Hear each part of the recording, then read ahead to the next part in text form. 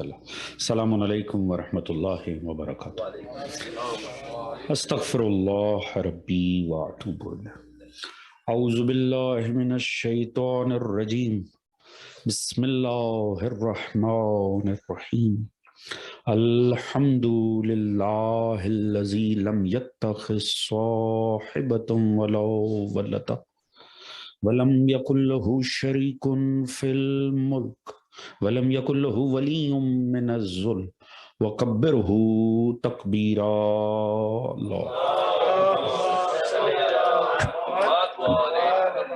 الصلاۃ والسلام علی رسولہ الکریم المکی المدنی الامی صاحب الوقار والسکینہ المدفون بعرض المدینہ ابی القاسم المصطفیٰ محمد صلی علی محمد وعلی محمد وعلی آلہ الطیبین الطاہرین المعصومین الذین اذھب اللہ عنہم الرجس وطہرہم تطہیرا۔ صلی علی محمد وعلی محمد۔ اما بعد فقد قال سبحانہ بسم اللہ الرحمن الرحیم وآتی ذی القربى حقہ صلوات محمد وآل محمد۔ اللہم صلی علی محمد۔ دعا ہے رب کائنات بسط کے ذکر محمد وآل محمد اس فرش عزا کا بچھایا جانا، منتظمین کی یہ کاوش، اسپانسر حضرات کی محنت، آپ دوستوں کی شرکت، پروردگار عالم اپنی بارگاہ عالی میں قبول و منظور فرمائے۔ آل محمد کے مقدس ذکر کے صدقے میں پروردگار سبھی حاضر غیر حاضر مومنین کے سبھی کے رزق، عزت، دولت، علم، فہم، شعور، صحت میں برکت عطا فرمائے۔ خصوصیت سے دعا کیجیے گا بہت سے بیمار مومنین ہیں مختلف جگہوں پہ، دعا کریں پروردگار عالم بیمار کربلا کے صدقے میں صحت کاملہ عطا فرمائے۔ سبھی مومنین کے شرم، عزت، پردے، جان و مال کو محفوظ فرمائے۔ سوائے غم آل محمد کے کوئی غم عطا نہ فرمائے۔ مومنین جہاں کو آپس میں اتفاق، اتحاد، پیار، محبت، خلوص، اخوت، مودت کی دولت عطا فرمائے۔ امام زمانہ علیہ الصلوۃ والسلام کا ظہور جلد فرمائے۔ ہم سب کو معصوم کی سپاہ میں شمار فرمائے۔ پروردگار ہم سب کو دین و سیرت محمد و آل محمد پڑھنے، سمجھنے، اپنی ذات اور گھرانے پہ نافذ کرنے کی توفیق عطا فرمائے۔ اس دین آل محمد کو تا صبح قیامت ہماری نسلوں میں جاری و ساری فرمائے۔ ہم سب کا خاتمہ بالحق بالخیر دین آل محمد پر قرار فرمائے۔ اور جتنے بھی مرحومین دنیا سے جا چکے ہیں، خصوصاً بھی بھائی اختر کے کزن کا انتقال ہوا شکاگو میں، ان سب جتنے بھی مومنین دنیا سے جا چکے ہیں، پروردگار ان سب کو اور ہم سب کو آخرت میں شفاعت محمد و آل محمد سے بہرمند فرمائے۔ سبھی کے بلندی درجات کے لیے ایک باواز بلند درود پڑھنے محمد و آل محمد۔ اللہم صلی علی محمد و آل وعجل فرج۔ اجازت ہے جی بات کا آغاز کیا جائے۔ حضرات سامعین، خدا کا کروڑہا احسان ہے کہ اس نے اس مختصر سی زندگی میں ہمیں در سیدہ کائنات سے منسلک رکھا۔ اس دنیا میں 4000 سے زائد بظاہر مذاہب اس وقت موجود ہیں، 200 سے زیادہ ممالک موجود ہیں، جن میں 4000 سے زیادہ مذاہب موجود ہیں۔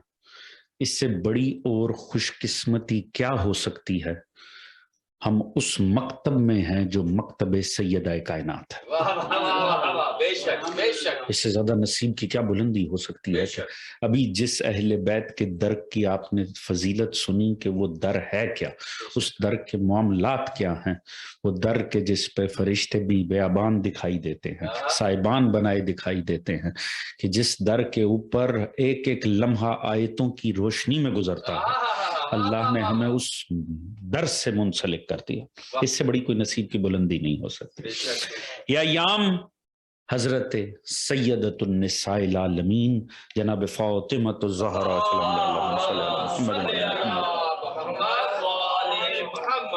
سیدہ کائنات سے منسلک۔ ویسے تو آل محمد میں کسی ذات کی، کسی شخصیت کا عرفان کاملاً ممکن نہیں ہے، مگر بات جب سیدہ کائنات کی آ جائے نا تو فکر انسانی پر قرآنی مہر لگ جاتی ہے۔ وما ادراک ما لیلۃ القدر۔ اور یہ مہر بھی وہ لگا رہا ہے جو خود خالق فکر انسانی ہے.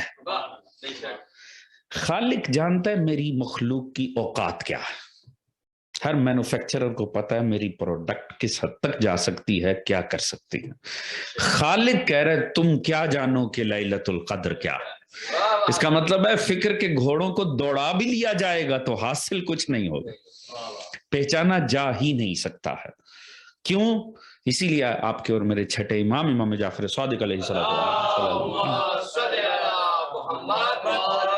فرمایا ھذہ سرا من اسرار اللہ, اللہ کے رازوں میں سے ایک راز تھی سیدہ کا.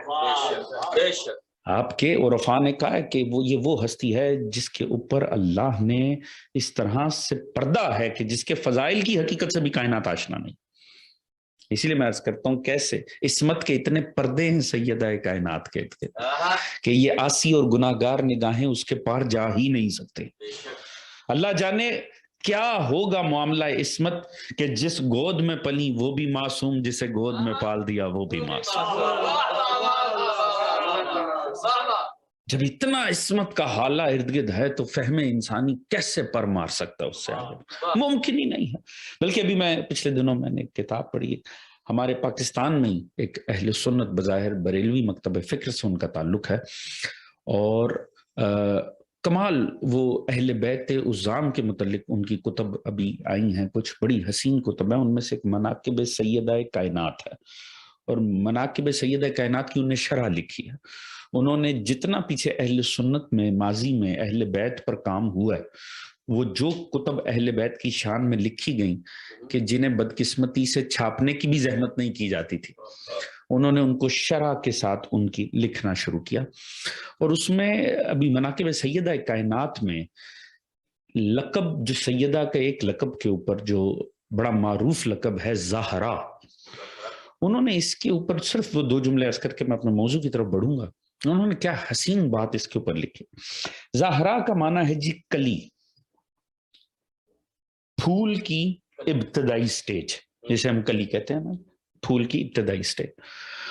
وہ فرماتے ہیں رسول خدا نے اس ہستی کو کلی قرار دیا ہے, یہ نبوت کی کلی ہے.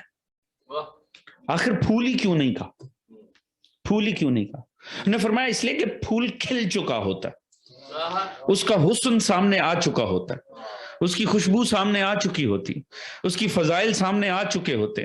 کلی اس لیے قرار دیا کہ سیدہ کے فضائل مخفی ہیں, اس لیے نبوت کی کلی کہا کہ اصل میں اس کے فضائل ابھی کھلے ہی نہیں ہیں زمانے کے سامنے. اور اگلی بات بڑی حسین لکھی, بڑی خوبصورت بات جس کا مجھے بڑا لطف آیا. انہوں نے فرمایا دیکھیے مرجھاتا پھول ہے,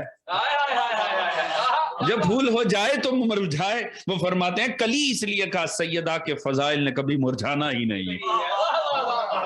درود پڑھیے گا سیدہ کائنات کی ذات, اللہم صلی اللہ مخفی ہیں فضائل سیدہ کائنات. اسی لیے میں عرض کرتا ہوں, میرا ایک روایتی جملہ ہے جو میں عرض کیا کرتا ہوں, وہ بھی حدیث کی روشنی میں ہے. میں کہتا ہوں کہ دیکھیے ہم ذاکروں کی مجبوری ہوتی, کیونکہ کسی شخصیت کے فضائل پڑھنے کے لیے لازم ہے کہ ذاکر اس کی شخصیت سے آگہی رکھتا ہو. یعنی ذاکر کے لیے شرط ہے ذکر کی حقیقت سے آگاہ ہونا. بھئی آپ اگر مجھے کسی ٹاپک پہ بات کرنے کہیں تو اس ٹاپک کو میں پہچانوں تو صحیح, جب تک اس کا عرفان نہیں ہوگا اس کا بیان کیسے ہوگا؟ تو بیان کے لیے پہلے عرفان لازمی, ذاکر ذکر کی حقیقت سے آگاہ ہو. اور ہمارا پرابلم یہ ہے کہ ہمیں اگر کسی کے فضائل پڑھنے ہیں تو اسے پہلے ان فضائل کی حالت میں دیکھیں تو. یعنی اگر کسی کی شجاعت کا ذکر کرنا ہے تو لازمی ہے ہم اسے کارزار میں ڈٹے ہوئے دیکھیں. ایسے ہی ہے نا جی, اگر ہمیں کسی کے فہم کو پہچاننا ہے, اس کی عقل کو پہچاننا ہے, ہم کسی کو منصب قضاوت کے اوپر دیکھیں, اس کے فیصلوں سے اس کی عظمت اور فکر کو پہچانیں گے. اگر کسی کا علم پہچاننا ہے, کوئی منبر پہ آئے تو تبھی ہمیں اسے علم سے آشنائی ہوگی, تبھی ہم اس کے علم کی فضیلت کا بیان کر سکیں گے. لہذا سامنے آئے, سیدہ کے سارے فضائل مخفی ہیں, عزت و عظمتیں مخفی ہیں, مگر میں کہتا ہوں رسول خدا نے ہماری مشکل کشائی نہیں کر دی. رسول خدا نے ایک حدیث کسی اور کانٹیکسٹ میں، مگر یہ کلام معصوم کا اعجاز ہے کہ کتنی ہی جہتیں اور پرتیں اور رخ ہیں جو کھلتے چلے جاتے ہیں. رسول کافی میں فرمایا، معروف حدیث، لولا ان تبارک و تعالی خلق امیر المومنین لفاطمہ ما کان لہا کفوا علی ظہر الارض من آدم و دون، اگر خلق نہ کرتا اللہ علی کو واسطے فاطمہ کے تو فاطمہ کا کوئی کف ہی نہ ہوتا، نہ اولاد آدم میں نہ غیر اولاد آدم میں. جب علماء سے پوچھا نا حضرات علماء کف کسے کہتے ہیں، انہوں نے کہا جو ہر حوالے سے برابر. یعنی مشکل کشائی کیسی ہوئی؟ علم زہرا پہچاننا ہے، علی کو ممبر سلونی پہ دیکھ لو، شجاعت زہرا دیکھو. سبحان جزاک اللہ یا علی، جزاک اللہ. فہم سیدہ پہچاننا ہے، علی کو منصب قضاوت پر دیکھ لو. شجاعت زہرا دیکھنی ہے، علی کو میدان کارزار. یعنی دیکھتے مرتضیٰ کو چلے جاؤ، پہچانتے زہرا کو چلے. درود پڑھیے گا سیدہ کائنات کی ذات. اللہم صلی علی محمد وعلی محمد. توجہ ہے دوستانے. اچھا، سیدہ کائنات کا گو کہ ویسے تو آپ کی جو فضیلتیں ہیں، آپ کی عظمتیں ہیں، یقیناً پروردگار نے ان کو ایک ایسا، میں ایک طالب علم ہونے کی حیثیت سے عرض کرتا ہوں، اس ہستی کو پہچاننے کے لیے ہی معصوم ہونا شرط ہے. کم از کم عصمت ریکوائرڈ ہے سیدہ کائنات کی فضیلت کو پہچاننے کے لیے. مگر آپ کی اس مختصر سی مگر انتہائی جامع حیات کے اندر بھی آپ کا ایک ایسا معرکہ ہے، ایک، صرف ایک، احد و خندق و حنین و بدر، یہ نہیں ہے سیدہ کی. سیدہ کا ایک ہی مارکہ، مگر وہ مارکہ ہر مارکے پر حاوی ہے، اور وہ ہے مقدمہ فدق. میں قطعاً یہ نہیں دیکھ رہا کہ میرے آگے دوستان کتنے بیٹھے، کیونکہ مجھے پتا ہے کہ جو بیٹھے ہیں ماشاءاللہ وہ اپنے فہم میں الحمدللہ وہ اس منصب کے اوپر ہیں جہاں ایک طالب علم اپنی آرائز بڑے اطمینان سے پیش کر سکتا. تو میری خواہش ہے کہ ان 3 تقاریر میں سیدہ کا جو خطبہ فدق ہے اور جو فدق کی جزویات ہیں اس مقدمے کی، اگر اجازت دیں تو وہ آرائز آپ کے سامنے پیش کریں. کیونکہ یہ سیدہ کا نا، دیکھیں آپ کے دین میں مختلف ٹاپکس ہیں، آپ کسی بھی صاحب مطالعہ سے پوچھ لیں، خصوصاً جنہیں مناظرے سے کوئی ذوق ہو، آپ ان سے یہ پوچھ سکتے ہیں مکتب آل محمد کی حقانیت کو 1400 سال میں اگر سب سے زیادہ پہچانا گیا ہے تو وہ مقدمہ فدق کی وجہ سے پہچانا. آپ کسی سے بھی پوچھ سکتے ہیں جنہیں مناظر سے ذوق ہو یا جنہیں پتا ہو، دنیا نے سب سے زیادہ اہل بیت کے مکتب کی حقانیت کو پہچان کے، یا دوسرے انداز میں کہوں، 2 طرح کی کنورجن ہوتی ہے مکتب کے اندر، ایک جذباتی، ایک علمی. آپ کے مکتب میں کی طرف جو علمی حوالے سے دنیا کنورٹ ہوئی ہے، اس میں سب سے بڑا موضوع ہی مقدمہ فدق ہے. یعنی سیدہ کا فقط ایک معرکہ ہے، مگر وہ معرکہ 14 معصوموں کے باقی تمام اعمال پر حقانیت کی وضاحت میں زیادہ وضاحت رکھتا ہے. یعنی دنیا کو امامت نے اتنا نہیں کھینچا اس طرف، عصمت نے نہیں کھینچا اس طرف، سیرت و کردار آل محمد نے نہیں، جتنا سیدہ کے ایک جہاد فدق نے کھینچا. اتنا اس میں طاقت ہے. اسے ایک دفعہ اگر انسان سمجھ لینا، خصوصاً وہ کہ جنہیں موقع ملتا ہے غیر سے گفتگو کرنے کا اور مکتب آل محمد کی حقانیت کی وضاحت کا اور آل محمد کے مخالفین کی حقیقت کو عیاں کرنے کا، تو انہیں کسی اور ٹاپک کے اوپر جستجو کی ضرورت نہیں ہے. صرف ایک مقدمہ فدق کے اوپر عبور حاصل کر لیں، آپ کو ہمیشہ کفایت کرے. توجہ ہے دوستان عزیز؟ کیونکہ یاد رکھیے گا، اس میں جاگیر یا باغ فدق فقط ایک بہانہ ہے، منوانا تو سیدہ نے خدا سے لے کر علی کی ذات.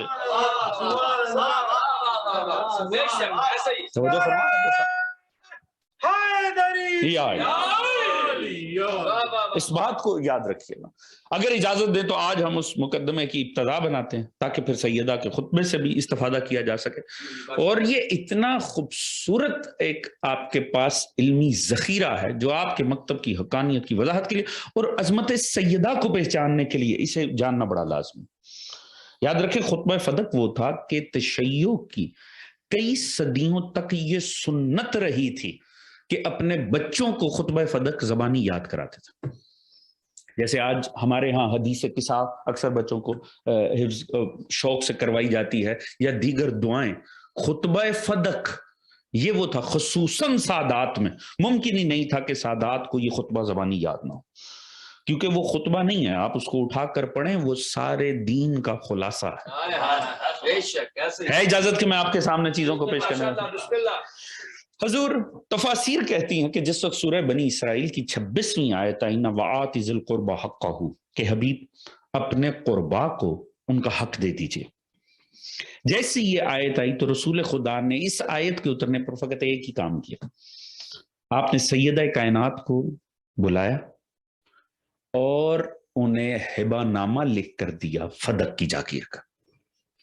فدق کی جاگیر کا ہبہ نامہ لکھا اور جو الفاظ تھے وہ اتنے حسین تھے کہ خود معصوم نے فرمایا کان لہا من اللہ.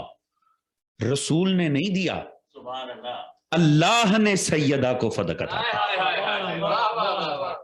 من اللہ یہ اللہ کی جانب سے آپ کو ملا. یعنی آیت آئی کہ اپنے ذوالقربہ کو حق دے دیجئے تو اس پر رسول خدا نے یہ اور جو دیا اور دیتے ہوئے جو الفاظ نا خدا کی قسم وہ اتنے حسین ہیں. معصوم نے فرمایا یہ دیتے ہوئے رسول خدا نے فرمایا کہ بیٹی فاطمہ جب میرا آپ کی والدہ سے نکاح ہوا تھا تو اپنا حق مہر انہوں نے خود دیا تھا. یہ کبھی جناب ختیجہ پر بات ہوئی تو میں آپ کے سامنے تفصیلات پیش کروں گا کہ جناب ختیجہ کے حق مہر کے اوپر ایک بحث چھڑ گئی تھی اور اس کو ایک وجہ نزاع بنانے کی کوشش کی گئی تھی جناب خویلد کے سامنے ان کے والد کے. تو اس وقت جناب ختیجہ نے اپنے والد کو اس ذمہ داری سے ہی ہٹا دیا. اس ذمہ داری سے ولایت کی ذمہ داری جو ہر ماں باپ کی اپنی اولاد کے لیے ہوتی ہے اور انہوں نے لے کر اپنے چچا زاد کے حوالے کی اور اپنا حق مہر خود دے کر ساری زبانوں کو بند کیا جو سرکار مصطفیٰ کی مالی حیثیت پر اعتراض کر رہے تھے. تو یہ دیتے ہوئے رسول خدا نے فرمایا بیٹی زہرا اس وقت انہوں نے خود دیا تھا یہ آج میں اس قابل ہوں کہ دے سکوں تو یہ آپ کی ماں کا حق مہر ہے جو میں آپ کو دے رہا ہوں. اصل میں فدق جناب ختیجۃ الکبریٰ کا حق مہر تھا جو رسول خدا نے جناب سیدہ کو عطا کیا تھا. توجہ فرما رہے ہیں دوستان. اچھا اگر اجازت دیں ایک جملہ عرض کرنا چاہوں گا. اس امت کے مقدر میں لکھا فقط مال ختیجہ ہی ہے. اب چاہے کوئی لوٹ کے لے لے چاہے کوئی مانگ کے اس در سے. توجہ ہے دوستان عزیز. اس امت کے مقدر میں لکھا تو مال ختیجہ ہی ہوا. اچھا جب یہ سیدہ کے پاس ہے اب اس مقدمے کی نا کچھ ہے مشترکات. دیکھیں میں آپ کے سامنے بڑی وضاحت سے ایک سٹیپ کو لے کر چلوں گا تاکہ یہ موضوع آپ کے ذہنوں میں بیٹھ جائے اور ہمیشہ آپ کے لیے کام آئے انشاءاللہ. اس مقدمے کی کچھ مشترکات ہیں یعنی جس پر مکاتب کو آپس میں کوئی اختلاف نہیں ہے. اہل سنت اور اہل تشیع دونوں دوستان اس بات کے اوپر متفق ہیں اس مقدمے کو لے کر بعض اس کی جزویات میں وہ میں آپ کے سامنے عرض کرتا ہوں جس پہ جو متفقہ علیہ جنہیں کہتے ہیں یعنی کمبائن ہے دونوں مانتے ہیں. سب سے پہلی کہ فدق مال فے تھا. فدق مال فے تھا. مال فے کیا ہے اس کا نصاب کیا ہے ابھی میں قرآن سے آپ کے سامنے وہ آیات پیش کروں گا اور وہ پورا مال فے کا نصاب پیش کروں گا. اہل سنت اہل تشیع اس بات پر متفق ہیں کہ فدق مال فے تھا. مال فے صرف تعریف کی حد تک بتا دوں اور پھر پلٹ کے آیات پیش کروں گا. مال فے اس مال کو کہتے ہیں جو اللہ ڈائریکٹ اپنے نبی کو دلواتا ہے اس میں امت کا کوئی عمل دخل نہیں ہوتا اسے کہتے ہیں جی مال فے. جو مال فے ہے یہ فدق مال فے تھا. اس پہ اہل سنت اہل تشیع دونوں کو کوئی اعتراض نہیں. سیکنڈلی یہ سیدہ کے پوزیشن میں تھا. سیدہ کا اس کے اوپر ہولڈ تھا قبضہ تھا اور سیدہ سے یہ لیا گیا تھا. اس کے اوپر بھی سارے متفق کہ ہاں ان سے لیا گیا تھا. تیسرا یہ کہ سیدہ نے اس کے لیے اس کا تقاضا کیا وقت کے حکمران سے, ان سے یہ کہا کہ یہ میرا حق بنتا ہے لہٰذا یہ مجھے واپس کیا جائے. اس پر کسی کو اختلاف نہیں کہ ہاں انہوں نے بالکل تقاضا کیا تھا. سیدہ کو یہ نہیں دیا گیا, سیدہ کو یہ واپس نہیں کیا گیا. اس پر بھی پوری امت کو اتفاق ہے کہ جی وقت کے جو حکمران تھے, جو خلیفہ وقت تھے, انہوں نے سیدہ کو یہ واپس نہیں کیا تھا. کیوں نہیں کیا تھا؟ آگے سے ایک حدیث سنائی گئی تھی. ایک حدیث کے تحت خلیفہ وقت یہ سمجھتے تھے, اس حدیث کے تحت, کہ یہ جناب سیدہ کا لیے مناسب نہیں ہے, یہ ان کا حق نہیں ہے, بلکہ یہ اس کے اوپر وقت کا جو حکمران ہے اس کا ہولڈ رہنا چاہیے. اور وہ حدیث کیا تھی؟ وہ بخاری شریف جو کہ عالم اسلام کی انتہائی مستند اور انتہائی اہم کتاب ہے, اس کے اندر وہ واضح موجود ہے کہ جب سیدہ نے یہ تقاضا کیا تو انہوں نے فرمایا کہ میں نے آپ کے بابا سے یہ سنا تھا کہ نحنو معاشر الانبیاء لا نرسو ولا نورسو ما ترکناہو فہو صدقۃ, کہ ہم جو گروہ انبیاء ہوتے ہیں, یعنی حدیث رسول جس کے تحت صدق نہیں دیا گیا, وہ حدیث یہ تھی کہ ہم, رسول نے فرمایا, ہم جو گروہ انبیاء ہیں نہ ہم کسی کے وارث ہوتے نہ کوئی ہمارا وارث ہوتا, جو بھی ہم ترکہ کر دیں فہو صدقۃ, تو وہ صدقہ کہلاتا. لہٰذا یہ اہل بیت کا حق نہیں ہے, یہ نبی کے بچوں کا نہیں ہے, بلکہ یہ عمومی صدقہ ہے. یہ کہہ کے اسے, یہ حدیث تھی جسے بنیاد بنایا گیا سیدہ کو نہ دینے کی. اس پر بھی امت کا اتفاق ہے کہ واقعہ ایسا ہی ہے. اور آخری بات جو اس مشترکات میں سے ہے, آخری بات وہ یہ ہے کہ سیدہ اس بات پر ناراحت ہو کر واپس چلی گئی. اس کے اوپر بھی امت جانتے کہ ہاں معاملہ ایسے ہی تھا کہ وہ ناراحت ہوئی تھیں اور انہوں نے اس فیصلے کو, ڈیسیژن کو پسند نہیں فرمایا اور وہ اختلاف کر کے تشریف لے گئیں. یہ ہے اس مقدمے کی مشترکات جن کے اوپر پوری امت کا اتفاق ہے. البتہ توجیہ اپنی اپنی ہے. اس سارے معاملے کی یہ جو کچھ ہوا اس کی توجیحات مختلف ہیں. سب سے پہلے دیکھیں مال فے کیا ہے, مال فے کسے کہتے ہیں. اس کے لیے سورہ مبارکہ حشر میں 6 اور 7 آیت سورہ حشر کی وہ پورے مال فے کے قانون کو بیان کرتی ہے. اجازت ہے میں آپ کے سامنے پیش کروں؟ بسم اللہ الرحمن الرحیم. وما افاء اللہ علی رسولہ منہم فما اوجفتم من خیل ولا رقاب ولکن اللہ یسلط رسولہ علی من یشاء واللہ علی کل شیء قدیر. یہ میں نے 6 آیت آپ کے سامنے سورہ حشر کی پیش کی. معنی کیا ہے؟ وہ مال جو اللہ تم میں سے اپنے نبی کو دلا دے, فما اوجفتم من خیل ولا رقاب, جس کے لیے نہ تم نے گھوڑے دوڑائے ہوں نہ اونٹ چلائے ہوں, یعنی امت نے کوئی زحمت نہ کی ہو. وہ مال جو ڈائریکٹ اللہ اپنے نبی کو دلا دے, اور اللہ جس بات پہ چاہے اپنے نبی کو مسلط کر دے, وہ ہر بات پر قادر ہے. یعنی وہ مال جو اللہ ڈائریکٹ اپنے نبی کو دلا دے, اس کی خاطر امت نے جا کے زحمت نہ کی ہو, امت کی وجہ سے نہ ملا ہو, وہ اللہ کو ڈائریکٹ, اللہ کے نبی کو ڈائریکٹ مل گیا ہو. یہ افا اللہ سے ہی مال فے کا لفظ نکالا گیا, یعنی وہ جو افا اللہ, اللہ نے ڈائریکٹ دیا نبی کو. تو مال فے وہ مال جو ڈائریکٹ اللہ کی طرف سے نبی کو ملا. ما افا اللہ ہو اللہ رسول ہی من اہل القرى, اللہ نے جو مال دلا دے بستی والوں سے اپنے نبی کو, تو وہ کس کا ہے؟ اب یہ اس کا نصاب اللہ نے بیان کیا. فللہ وللرسول ولذی القربى والیتامى والمسکین وابن السبیل. وہ کس کا ہے؟ وہ اللہ کا ہے, وہ اس کے رسول کا ہے, وہ ذی القربى کا ہے, وہ یتیموں کا ہے, وہ مسکینوں کا ہے. اور یتامى والمسکین کی لا یکون دولۃ بین الاغنیاء منکم, اللہ پسند نہیں کرتا کہ مال اہل دولت کے ہاتھ میں محدود ہو جائے. وما اتاکم الرسول فخذوہ وما نہاکم عنہ فانتہوا. سنو, جو نبی تمہیں دے وہ لے لو, جس سے منع کرے اس سے باز رہو. واتقوا اللہ, ڈرو اللہ سے, ان اللہ شدید العقاب, اللہ بہت سخت عذاب دینے والا ہے. توجہ ہے دوستان عزیز؟ یہ 7ویں آیت میں نے تمام کر یہ 2 آیات ہیں جنہیں کہتے ہیں یہ مال فے کا نصاب پیش کرتے ہیں. آپ کسی مکتبہ فکر میں مال فے کی اگر تعریف اٹھا کر پڑھیں گے قرآن کی انہی 2 آیات نے اس کو بیان کیا ہے، اس کا پورا نصاب. چلیے اب ایک تفسیر کا نقطہ اور اہل فکر کو لطف آئے گا. دیکھیں قرآن کا یہ مزاج ہے، جیسے ہر شے کا ایک مزاج ہوتا ہے نا، قرآن کی آیتوں کا بھی مزاج ہوتا ہے. لطف آئے اگر بات پہنچے تو. قرآن کا نا وہ لوگ جو قرآن کا ذوق رکھتے ہیں ترجمے سمیت پڑھیں گے تو آپ بہت اچھے سے میری اس بات کو فالو کریں گے. آپ قرآن کو ذرا ترجمے کے ساتھ پڑھنا شروع کریں. آپ دیکھیں قرآن میں یہ پروردگار کا مزاج ہے کہ آیت میں جو معاملہ ڈسکس ہو رہا ہو نا، جو بات بھی ہو رہی ہو، اس سے ریلیٹو صفت جو خدا کی ہوگی نا، آیت کے آخر میں خدا وہ استعمال کرے گا. تفسیر کا نقطہ ہے جی، مگر سمجھنے سے تعلق رکھتا ہے. معنی کیا ہے؟ اگر پروردگار آیت کے اندر اپنی شفقت کی بات کر رہا ہے، اپنی کریمی کا اظہار کر رہا ہے، عطا کی بات ہو رہی ہے، تو وہ آخر میں یہ نہیں کہے گا میں بڑا جبار ہوں، میں بڑا قہار ہوں. وہ آخر میں کہے گا میں تو رحیم ہی بہت ہوں، میں تو کریم ہی بہت. اچھا اگر سزا کی بات ہو رہی ہوگی، میں تمہیں اٹھا کے یہ کر دوں گا وہ کر دوں گا، جو اہل جہنم میں ان کے ساتھ یہ ہوگا، آخر میں یہ نہیں کہے گا میں تو ہوں ہی بڑا کریم. وہ کہے گا خدا تو بڑا عذاب دینے والا، خود میں تو بڑا، میں جبار بھی ہوں، میں قہار بھی ہوں.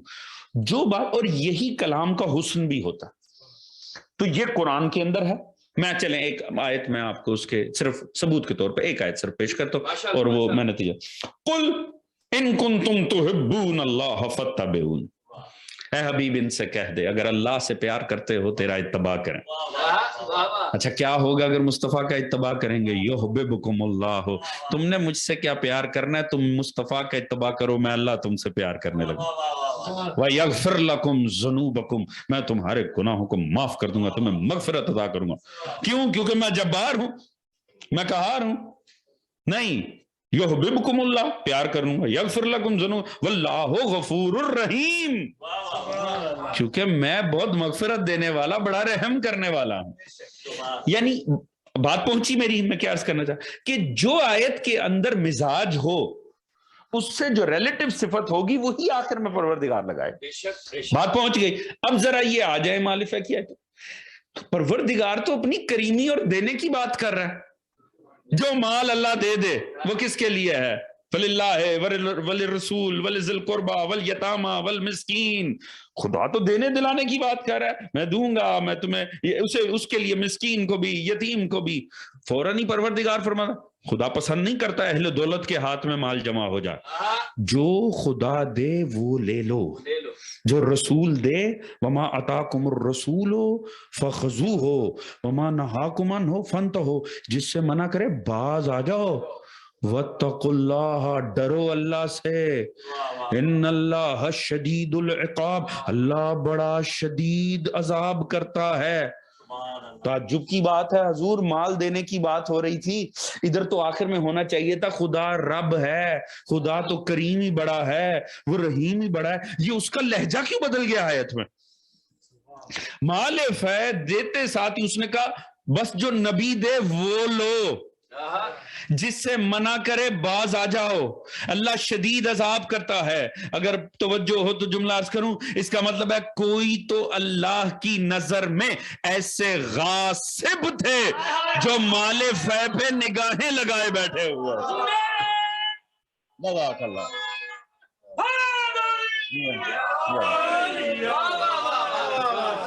جزاک اللہ. توجہ ہے دوستان عزیز؟ اس کا مطلب ہے کوئی تو خدا کی نظر میں ایسے تھے جو مال فے پہ نگاہیں لگائے بیٹھے تھے، اور خدا نے دینے کی بات کرتے ساتھ ہی تنبیہ بھی کر دی بس اتنا لو جتنا مصطفیٰ دے. باز آ جاؤ اس سے جو نبی جس سے باز رکھے. ڈرو اللہ سے. یہ لہجے کی تبدیلی بتا رہی ہے کہ کوئی تو ہیں جو مال فے کو غصب کرنا چاہتے ہیں. ملا کس میں؟ یہ اہل سنت اہل تشیع دونوں کو اتفاق ہے کہ جب خیبر فتح ہوا تو خیبر قلعے کے جو ارد گرد کی جاگیریں تھیں ان لوگوں نے جب دیکھا کہ خیبر تو ختم ہو گئے, سارا مسئلہ حل ہو گئے, وہ جتنے بھی قلعے تھے وہ سارے فتح ہو گئے, تو یہ خود آئے اہل فدق, خود رسول خدا کے پاس آئے, اور جن کے ان کے پاس اور بھی بہت ساری زمین تھی, اس میں فدق کی زمین, اور انہوں نے خود لا کر پیغمبر کے حوالے کی کہ ہم یہ چاہتے ہیں کہ آپ ہمارے ساتھ معاملہ کر لیجئے, ہمارے ساتھ معاملہ طے کر لیجئے, یہ زمین ہم آپ کو ویسے گفٹ کے طور پہ دیتے ہیں.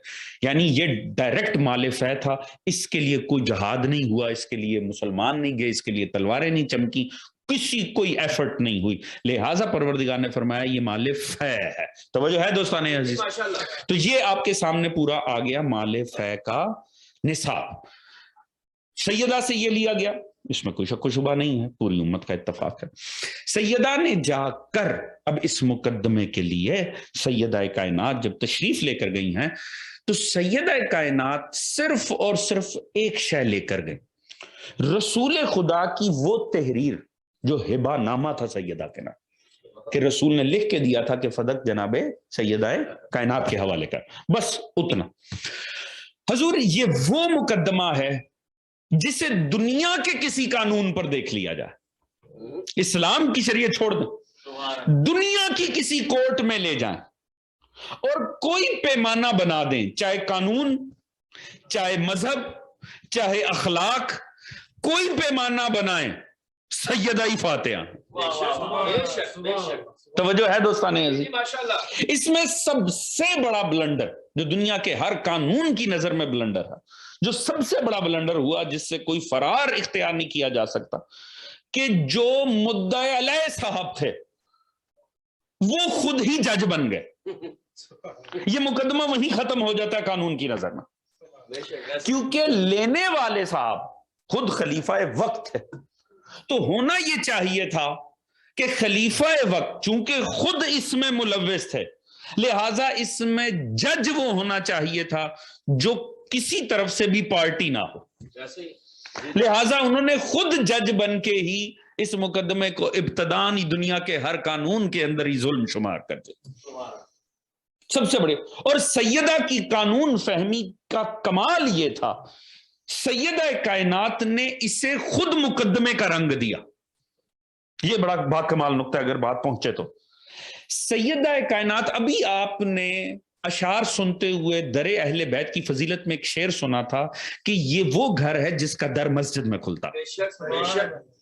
سیدہ کو, مولا امیر کو مسجد میں آنے کے لیے باہر سے نہیں آنا پڑتا تھا, اور یہی بات لوگوں کی نظر میں بڑی پریشان کن بھی تھی کہ ہمیں بازار سے ہو کر آنا پڑتا ہے. یہ ایک دروازہ ہے جو سیدھا مسجد میں کھلتا تھا, سیدہ نے وہ دروازہ اس دن استعمال ہی نہیں کیا.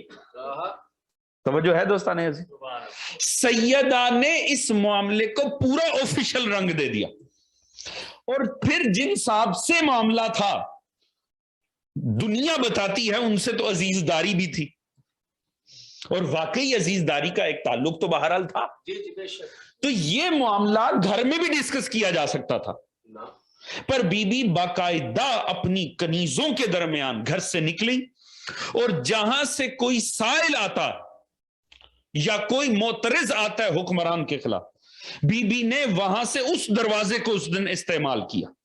بی بی نے اسے پورا آفیشل رنگ دے دیا مقدمے کا. توجہ ہے دوستان عزیز؟ اور بی بی کوئی ثبوت ساتھ نہیں لے کر گئی جب تک کہ مانگا نہیں گیا. اگر لے کر جاتی تو اتھارٹی تسلیم کر لیتی. بی بی نے اگلے سے منگوائے ہیں گواہ, کیونکہ مانگنا ہی ظلم تھا. توجہ ہے دوستان عزیز؟ سیدہ چاہتی تھی یہ ظلم کے اس منصب تک بات پہنچے کہ مجھ سے گواہ مانگے جائیں. مانگنے پر دے کر بتایا ہے کہ میں اتھارٹی کو ثبوت نہیں دے رہی, غاصب کو اپنے حق کے اندر دلائل دے رہی. توجہ ہے دوستان؟ بی بی نے اسے پورا ایک آفیشل رنگ دیا. کیوں؟ میں نے پہلے عرض کی، اس بات کو یاد رکھیے گا، مسئلہ زمین کے ٹکڑے کا نہیں، دین خدا کا تھا۔ سیدہ صرف بتانا یہ چاہتی ہیں کہ جو اب نظام قائم ہو گیا ہے اس کا کسی شے سے تعلق ہو سکتا ہے، دین خدا اور میرے بابا کے دین سے تعلق نہیں ہو سکتا۔ اور جب مانگے گئے تو بی بی وہ گواہ لے کر گئیں کہ جن کے گواہ بننے نہیں مسئلہ ختم کر دیا۔ کیوں؟ کیونکہ بی بی کے گواہوں کا جو انتخاب تھا وہ گواہ فقط 2 ہی دفعہ گواہ بنے ہیں، یا مباہلے میں خدا نے بنائے یا فدق میں جناب زہرا نے بنائے۔ توجہ ہے دوستان؟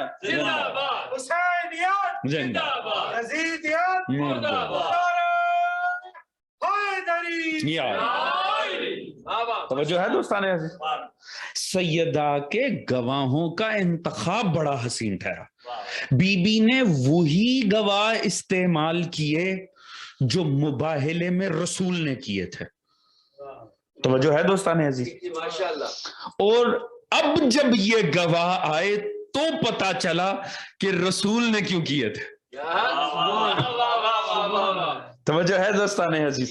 کیونکہ مباہلہ میں تو کچھ ہوا ہی نہیں تھا، میں آپ کے سامنے بہت دفعہ پڑھ چکا ہوں، مباہلہ میں تو کچھ ہوا ہی نہیں، مباہلہ تو سرے سے نہیں ہوا۔ اسی لیے میں کہتا ہوں ہم عید کس شے کی منا رہے ہیں، ادھر تو ہوا ہی نہیں مباہلہ۔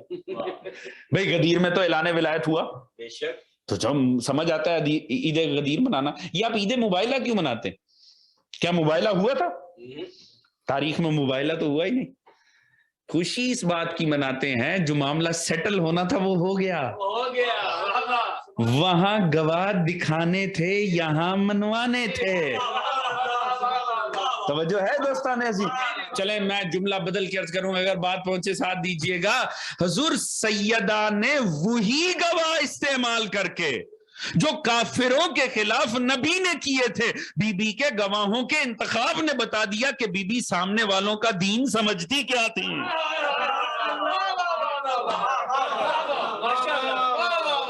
توجہ ہے دوستان عزیز؟ دیکھیں یہ وہ گواہ تھے جنہیں بولنے یا گواہی دینے کی ضرورت نہیں۔ کیا مباہلہ میں انہوں نے گواہی دی؟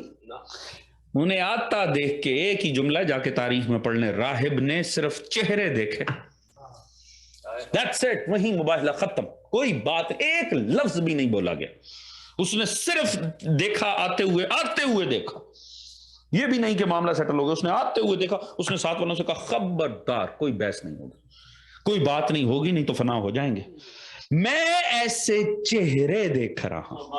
یا یہ تاریخ اٹھا کر پڑھ لیجئے گا، اس کے علاوہ کوئی جملہ ملے تو مجھے بتائیے گا، آپ نے بھی آخر بچپن سے مجالس سن رکھی ہیں۔ میں ایسے چہرے دیکھ رہا ہوں، اگر یہ اشارہ کریں تو پہاڑ اپنی جگہ چھوڑ دیں۔ توجہ ہے جی؟ اس لیے میں یہاں لطف آئے، اگر بات پہنچے تو لطف لیجئے گا، میں عرض کرتا ہوں کہ یہ جو راہب نے تو صرف اتنا کہا میں ایسے چہرے دیکھ رہا ہوں، اس نے تو صرف چہروں کی بات کی، یعنی جو فرسٹ سائٹ اس کی ایک دم پڑی، نگاہ اس کی پڑی، اس نے کہا میں ایسے چہرے دیکھ رہا ہوں۔ یہ مباہلہ میں اس نے چہرے دیکھے کس کے تھے؟ مباہلہ تاریخ اسلام کا واحد میدان ہے جس میں علی آگے نہیں تھے۔ توجہ ہے دوستان؟ یہ واحد میدان ہے جس میں علی سب سے پیچھے تھے۔ توجہ ہے جی؟ چلتے ہوئے علی سب سے پیچھے تھے۔ آپ نے سیکوینس پڑھا بھی ہوگا، علماء سے سنا بھی ہوگا کہ ترتیب کیا تھی، وہی جو آیت کی ترتیب تھی، ابناءنا و ابناکم، حسنین آگے، نساءنا و نساءکم، سیدہ پیچھے، انفسنا و انفسکم، جو ترتیب تھی اسی کے تحت علی واحد میدان سب سے پیچھے تھے۔ اچھا پھر سیدہ کا چہرہ دیکھا ہوگا، کیا آپ یہ تصور کر سکتے ہیں کہ وہ سیدہ کا چہرہ دیکھ رہا تھا؟ یہ بھی آپ نے اور میں نے بچپن سے علماء سے سنا، عصمت کا پردہ تھا، ایک طرف رسالت کی صورت میں، ایک طرف امامت کی صورت میں، سیدہ بیچ میں پیغمبر کے قدموں پہ قدم رکھتے ہوئے چل رہی تھی۔ تو اس کا مطلب بات تو چہرے کی ہے، اس نے کہا میں ایسے چہرے دیکھ رہا ہوں، تو سیدہ کا بھی چہرہ نہیں تھا، تو پھر یقیناً رسول کا چہرہ ہوگا۔ تو یہ پچھلے 3 دن کس سے بحث ہو رہی؟ یہ پیغمبر کا چہرہ دیکھ کے نہیں بحث ہو رہی تھی، تو یہ کون سے چہرے تھے؟ فقط 2 چہرے تھے جنہوں نے مسئلہ شروع میں ہی ختم کر دیا، یا حسن کا چہرہ ہے یا حسین کا چہرہ۔ توجہ ہے دوستان عزیز؟ درود پڑھیے گا آل محمد کی عزت و عظمت. اللہم صلی علی محمد و آل محمد. ان کا فقط آ جانا بولنے کی تو ضرورت ہی نہیں ہے، ان کا فقط اپنا چہرہ شو کر دینا وہی بات کو ختم کر دیتا. اگلوں میں غیرت اتنی ہونی چاہیے جو نصارہ میں تھی. توجہ ہے دوستان عزیز؟ زبان کھولنے کی تو نوبت بھی نہیں آنی چاہیے. جب یہ معاملہ ہوا اور جناب سیدہ کی اس تحریر کا انکار ہوا اور آگے سے یہ حدیث سنائی گئی، تو پھر سیدہ کائنات نے ایک خطبہ دیا. یہ خطبہ فدقیہ کے عنوان سے آپ کے ہاں کتب میں موجود ہے اور اہل سنت مصادر میں بھی موجود ہے. جو سیدہ نے آگے سے گفتگو فرمائی اسے سمجھنے کی ضرورت ہے. ایک ایک لفظ ایسا ہے. میں صرف برکت کے طور پہ آج اس کا پہلا جملہ پیش کروں گا اور پھر انشاءاللہ کل ہم اس سے استفادہ کریں گے. اور اس ذرا سمجھیے گا، میں نے آج آپ کے سامنے بنیاد رکھ دیا پورے مقدمے کی، اور آپ دیکھیے سیدہ کائنات اسے کس عظمت سے بیان کریں. جو سیدہ نے اس کے پہلی سطر کا مجھے بہت لطف آتا، اور اکثر جو خطبات اہل بیت ہیں نا، ان کی جو پہلی سطر ہے نا، وہ اپنے اندر کائنات عظمت کو سمیٹ لیتی ہے. بی بی نے آغاز کیا بسم اللہ الرحمن الرحیم، الحمدللہ علی ما انعم ولہ الشکر علی ما الہم. حمد ہے اللہ کی اس کی تمام نعمتوں پر، ولہ الشکر علی ما الہم، اور شکر ہے اس کا اس الہام پر جو اس نے ہماری ذات پر کیا. توجہ ہے دوستان؟ چلیں لطف لیتے ہیں اس جملے کا. اہل بیت عظام سرکار ختمی مرتبت اور سارے ائمہ، حتیٰ ائمہ سے ہٹ کر بھی جو اہل بیت کی شخصیات ہیں جیسے جناب عباس ہو گئے، جناب زینب عالیہ ہو گئے، آپ ان کی ایک سنت دیکھیں گے. یہ جب بھی کوئی خطبہ پڑھتے تھے نا، جب بھی پبلک گیدرنگ میں کوئی خطبہ دیتے تھے، اس خطبے کا پہلا لفظ الحمد ہوتا تھا. یہ حضرات اہل بیت کی عادت رہی، یہ ان سب ہستیوں کی عادت ہے کہ یہ ہمیشہ اپنے خطبے کا آغاز، یہ جو ہم آپ کے سامنے مجالس پڑھتے ہیں ذاکرین اور واعظین آپ کے سامنے، آپ نے دیکھا ہوگا کہ ہر کسی کے خطبے کا آغاز الحمد سے ہی ہوتا. میں نے ابھی آپ کے سامنے پڑھا، ہر کوئی یہی کرتا ہے الحمد سے. یہ سنت اہل بیت ہے. یہ رسول خدا کا یہ انداز تھا، وہی جناب مرتضیٰ کا. نہج البلاغہ کے آپ دیکھ لیں اکثر خطبات کا آغاز الحمد کے ساتھ. اچھا، کئی خطبے ایسے ہیں نہج البلاغہ کے جن میں نہیں ہے، شروع میں الحمد کا لفظ نہیں ہے اور شروع میں حمد خدا ہے ہی نہیں. اس کے بارے علماء کا کہنا ہے کہ ایسا نہیں ہے کہ مولا علی نے یہ جب خطبہ دیا تھا تو آپ نے الحمد سے آغاز نہیں کیا تھا. یہ چونکہ سید رضی کو اس کا جتنا جزو ملا انہوں نے اتنا تحریر کر دی، پر یہ ممکن نہیں ہے کہ مولا علی نے خطبہ دیا ہو اور حمد خدا سے بات کا آغاز نہ کیا. یعنی یہ سنت محمد و آل محمد ہے کہ جب بھی خطبے کا آغاز کرنا ہے حمد خدا سے ہی کرنا. اور اس کے اندر ایک بہت بڑا راز ہے یہ آل محمد کی عظمت کا. حمد کیا ہے؟ اللہ کی تعریف ہے نا جی، ہے نا؟ تو جو میرے ساتھ دوست ماشاءاللہ. حمد لیکن تعریف جو ہے نا، 3 الفاظ ہیں تعریف کے لیے. سادگی سے صرف میں آپ کو لفظ الحمد کی عظمت بتاؤں، یہ اہل بیت کا کمال ہے. تعریف کے معنی میں 3 الفاظ ہیں. ایک کہتے ہیں شکر، شکر بھی اللہ کی تعریف کو ہی کہتے ہیں. ہم کہتے ہیں شکر ہے خدا کا، یہ بھی تعریف کے زمرے میں ہی ہے. شکر ہوتا ہے بمقابلہ نعمت. جب نعمت ملتی ہے نا، نعمت کو پا کر جو آگے سے الفاظ ادا کیے جائیں جو ممنون احسان ہونے کا اظہار کریں کہ انسان آگے سے اظہار ممنوعیت کر رہا ہے، ان الفاظ کو، ان تعریف بھرے الفاظ کو شکر کہتے ہیں. مگر یہ انتہائی محدود معنی ہے شکر کا. شکر ہوتا ہی بمقابل نعمت ہے. ایک اور لفظ ہے مدح، جسے مدحت کہتے ہیں. مدحت اہل بیت کرتے ہیں یا فلاں مدحت کرتے ہیں. مدحت بھی بنیادی طور پہ تعریف ہی ہے، مگر اس کا بھی معنی محدود ہے. مدحت اس معاملے میں ہے جو سامنے والے کے لیے جس کی تعریف کی جا رہی ہے، ہو سکتا ہے اس کے لیے اختیاری بھی نہ ہو. کوئی ایسی تعریف جو سامنے والے کے لیے جس کی آپ کر رہے ہیں، چاہے اس کی اختیاری ہے چاہے غیر اختیاری ہے، اس تعریف کو مدحت کہتے ہیں. مانا جیسے آپ پھول کی تعریف کریں, گلاب بڑا حسین پھول ہے, رنگ بڑا حسین ہے, اس کی خوشبو بڑی حسین. بات یہ ہے کہ اس کا رنگ, اس کی خوشبو وہ اس کے لیے اختیاری نہیں ہے, اس کے خالق نے اسے عطا کی. آپ کسی حسین نظارے کی تعریف کریں, جتنی مرضی کریں, آپ کسی پہاڑ کی, جھرنوں کی, کسی سینری کی آپ تعریف کریں کہ کیا خوبصورت ہے, اس میں اس کا کوئی کمال ہی نہیں ہے. پہاڑ کو جو حسن عطا ہوا ہے خالق کی طرف سے عطا ہوا. ایسے ہی ہے نا جی, آپ سمندر کی تعریف کریں, سمندر کی اپنی اختیاری نہیں ہے معاملہ, یہ اس کے خالق کا اعجاز اور کمال ہے. لہٰذا اس کے لیے حمد کی میں جب تعریف کا معنی وہ پھر آسماں تک, معراج تک چلا جاتا ہے. یعنی حمد وہ تعریف ہے جو سامنے والے کے اختیاری عظمت کے اوپر, اور ایسی عظمت کے اوپر جو مزید عظمتوں کے باب کھول دے. تو معنی کیا ہے؟ مدحت کرنے کے لیے سامنے والی شے کی حقیقت سے آگاہ ہونا بھی لازمی نہیں ہے. توجہ ہے دوستان عزیز؟ شکر کرنے کے لیے بھی عارف ہونا لازمی نہیں ہے.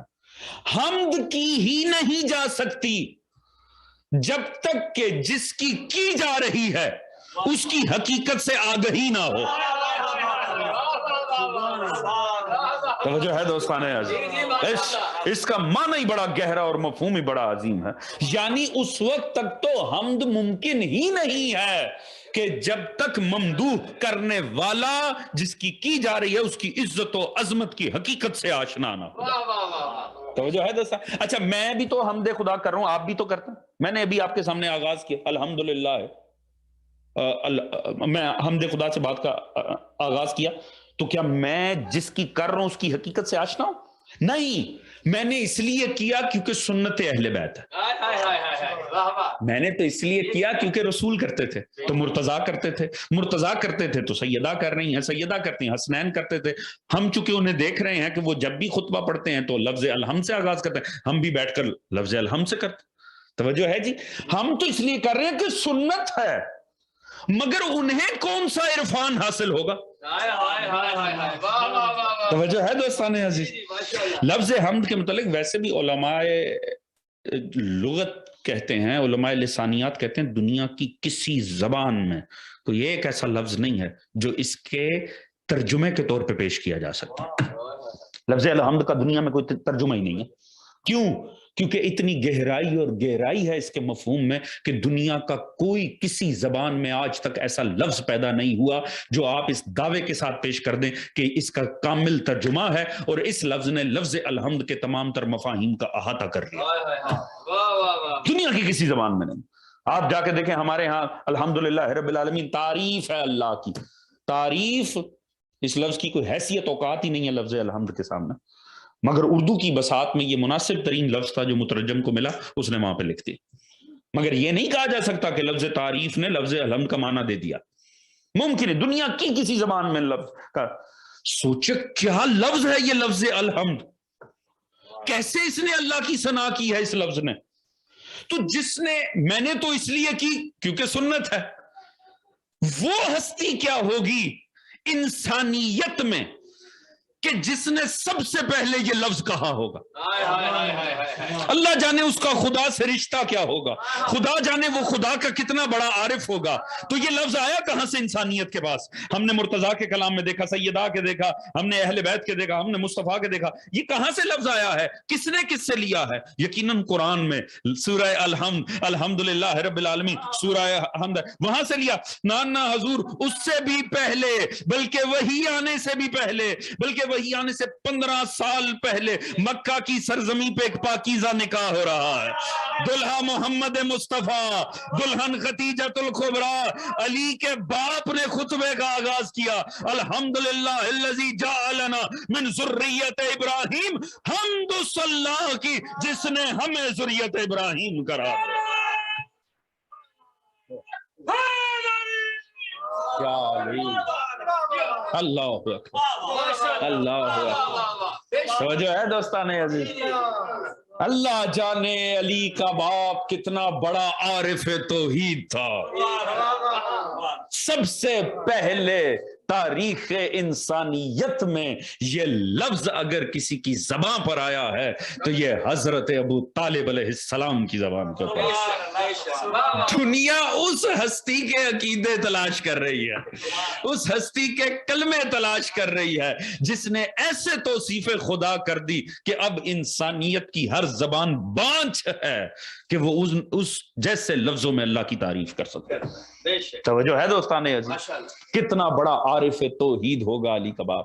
اور میں کہتا ہوں کمال یہ دیکھیں، الحمدللہ الذی جعلنا من ذریت ابراہیم، حمد اس اللہ کی جس نے ہمیں ذریت ابراہیم بنا، ہمیں ذریت ابراہیم، ہمیں نسل ابراہیم، ہمیں آل ابراہیم۔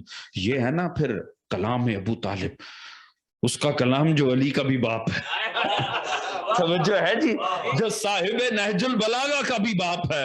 ابو طالب جانتے تھے یہ مجھے مانے یا نہ مانے ہر نماز کے بعد بیٹھ جائیں گے، کما صلیت علی ابراہیم وعلی آل ابراہیم، مجبوری بنا دی ہر مسلمان کی، تو میرا ایمان مان یا نہ مان، ہر نماز میں بیٹھ کے مجھ پہ درود لازمی کر۔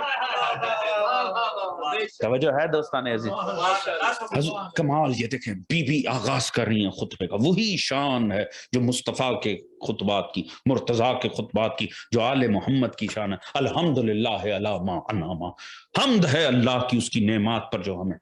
ٹھہر جائیے گا، لطف لیجئے گا اگر بات پہنچے تو۔ یہ بی بی کس حال میں خطبہ دے رہی ہیں؟ کوئی شے ملی ہے؟ کوئی نعمت عطا ہوئی ہے؟ کوئی عزت و عظمت عطا ہوئی ہے؟ نہیں، غصب ہوئی ہے، نعمت غصب ہوئی ہے، اپنا حق تھا جو چھینا گیا ہے۔ اور آغاز خطبے کا کہاں سے ہو رہا ہے؟ حمد ہے اللہ کی اس کی نعمتوں پر۔ شکوے سے بات کا آغاز ہونا چاہیے تھا، پہلا جملہ مبنی بر شکوہ ہونا چاہیے تھا، پہلے جملہ تو کوئی اعتراض ہونا چاہیے تھا، نہیں، بی بی شکر کر رہی ہیں نعمتوں پر۔ توجہ ہے دوستان عزیز، اب سمجھے آل محمد کنے کہتے ہیں؟ جو حق لٹوا کے بھی حمد کرتے ہیں۔ نعمتیں ملنے پر شکر کرنا یہ کمال نہیں ہے، حق غصب ہونے پر بھی اللہ کا شکر کرنا یہ سنت آل محمد۔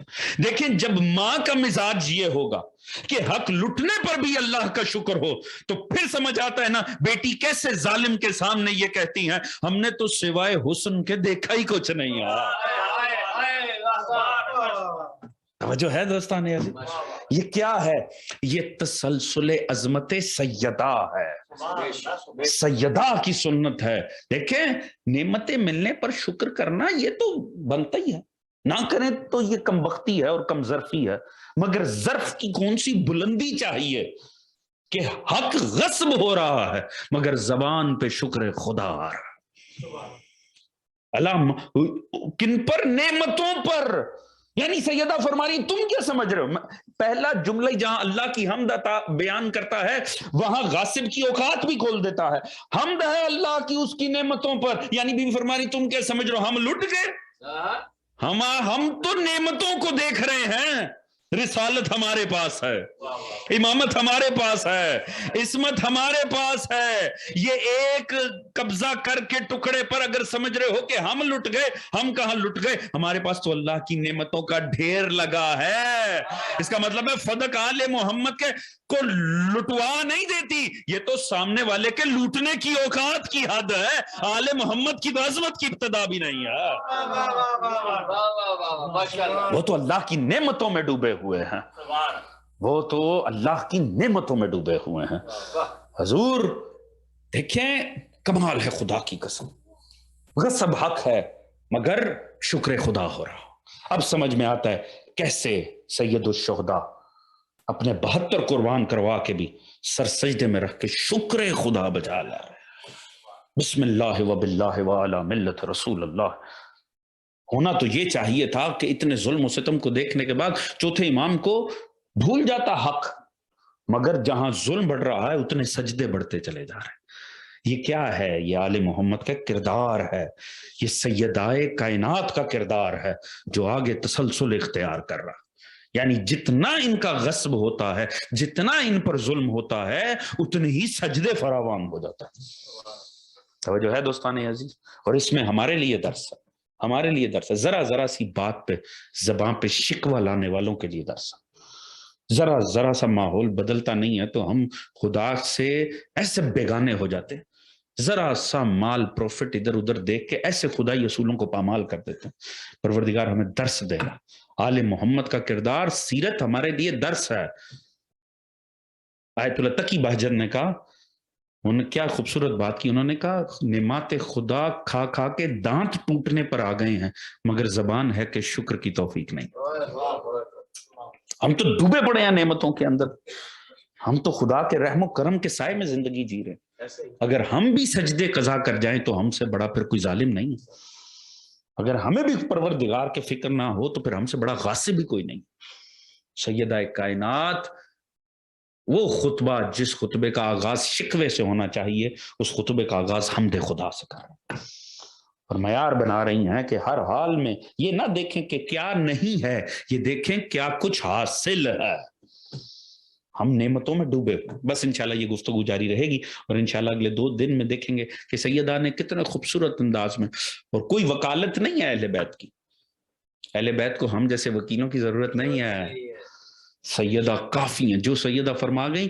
آپ اور میں انشاءاللہ مل کے اگلی 2 شبوں میں یہ دیکھیں گے کہ بی بی نے اپنا حق نہیں خدا کا دین منوا لیا، خدا کی قسم۔ یہ کمال سیدہ کائنات ہے، یہ سیدہ کا واحد ایسا جہاد ہے جو ایک واحد جہاد ہی ہر جہاد پہ حاوی ہے، سیدہ کائنات کا۔ مگر بس دوستاں،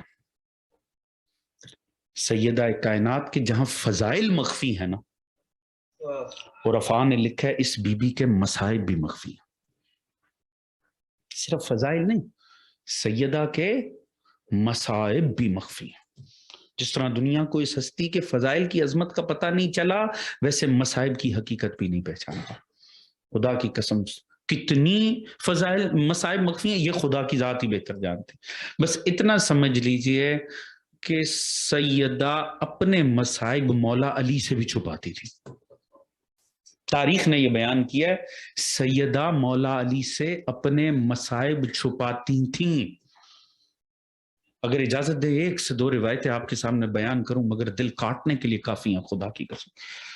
سیدہ کے گھر پہ حملہ ہونے کے بعد معاملہ یہ تھا کہ بی بی چاہتی تھیں کہ مولا علی نہ تڑپے میرے مصائب دیکھ کر۔ ایک روایت میں نے خدا کی قسم جب سے پڑھی ہے، دل کاٹنے کے لیے یہ ایک روایت کافی ہے۔ سیدہ نے ایک دن بلایا جناب سلمان فارسی کو، اور سلمان فارسی کو بلا کے کہا، چچا سلمان، آپ بتا سکتے ہیں میرے گھر پہ حملہ ہوئے کتنے دن گزر گئے؟ جناب سلمان فارسی نے تڑپ کے کہا، بی بی اتنے ایام گزر گئے۔ کہا اچھا سلمان، چچا سلمان، میں آپ سے ایک دل کی بات کہنا چاہتی ہوں، آپ سے ایک بات شیئر کرنا چاہتی ہوں، پر دیکھیے گا ابو الحسن کو پتہ نہ چلے، میرے آقا علی کو پتہ نہ چلے۔ بس بی بی کا وہ کہنا تھا، مولا علی نے بازار میں کھڑے یہ منظر دیکھا، سلمان دور سے ماتم کرتا ہوا جا رہا، اور جناب سلمان فارسی کی حالت غیر ہے، کبھی ایک طرف گرتے ہیں کبھی دوسری طرف گرتے ہیں، اس حالت میں دیکھا مولا سے برداشت نہ، وہ بلا لیا جناب سلمان۔ جب بلایا سلمان فارسی ڈر گئے، جب مولا امیر نے بلایا تو، اور کہا سلمان یہ کیا حالت ہوئی ہے، کیا ہوا؟ کہا مولا آج جانے دیجئے، مولا مجھ سے نہ پوچھے، مجھے اجازت دے، میں پھر آپ کی خدمت میں حاضر ہوں گا، ابھی مجھے جانے دیں۔ اب مولا امیر نے فرمایا نہیں، مولا کی تشویش بڑی۔ کہا سلمان خیریت، تمہارے ساتھ ہوا کیا ہے، تمہیں ہوا کیا؟ سلمان نے پوری کوشش کی کہ مولا امیر کو نہ بتائے اور وہاں سے چلے جائیں، مگر ایک وقت مجبور ہو گیا جو مولا علی نے بطور امام حکم دیا نا، سلمان بتاؤ کیا وجہ ہے؟ اس وقت بے بس ہو کے سلمان نے کہا، یا علی مجھے آقا زادی نے بلایا تھا، مجھے سیدہ نے دروازے پر بلایا تھا اور مجھ سے یہ پوچھا تھا کہ سلمان ہمارے گھر پہ حملہ ہوئے کتنے دن گزر گئے؟ یا علی میں نے بتایا، اور اس کے بعد سلمان دھاڑے مار کر رونے لگے۔ مولا نے پوچھا سلمان خدا را بتاؤ کہ سیدہ نے کیا فرمایا تھا؟ کہا بتایا تھا آپ سے نہیں کہنا، آپ تک بات نہیں پہنچنی چاہیے، مگر جب مجبور کیا مولا علی نے تو رو کے سلمان کہنے لگا، مجھے بنت پیغمبر سے جب میں نے بتایا نا اتنے دن گزر گئے، نبی کی بیٹی رو کر کہنے لگی چچا میں اب بھی سانس لوں مجھے تکلیف ہوتی، میں اب بھی سانس لوں مجھے تکلیف ہوتی۔ دوستو سیدہ مولا امیر سے اپنے مصائب چھپاتی تھی. یہی وجہ ہے چہرہ سیدہ کائنات. آیت اللہ تہرانی لکھتے ہیں مولا علی جب بھی گھر میں وارد ہوتے تھے نا تو سیدہ کائنات فوراً اپنا چہرہ چھپا لیتی تھی, بی بی چادر چہرے پر ڈال لیتی تھی. ایک دن مولا امیر کی برداشت ختم ہو گئی. کہا سیدہ یہ کیسا اظہار بیزاری ہے. یہ لفظ سننا تھا, سیدہ تڑپ گئی. کہا آقا آپ سے کیسی بیزاری ہو سکتی ہے. کہا آج میں آپ کے چہرے کی زیارت کرنا چاہتا ہوں, میں چاہتا ہوں جب آپ کا چہرہ دیکھوں. سیدہ نے لاکھ منع کیا, یا علی مجھے اجازت دیجئے کہ میں نہ دکھاؤں. مگر جب مجبور کیا ایک مرتبہ چہرے سے چادر کا ہٹانا تھا, حیدر کرار جیسی ہستی زمین پہ بیٹھ کر رونے لگی. سیدہ کے چہرے پہ نیل کے نشان. لعنت اللہ علی قوم الظالمین وسيعلم الذين ظلموا أي منقلب ينقلبون. ماتم سیدہ کائنات, ماتم حسین.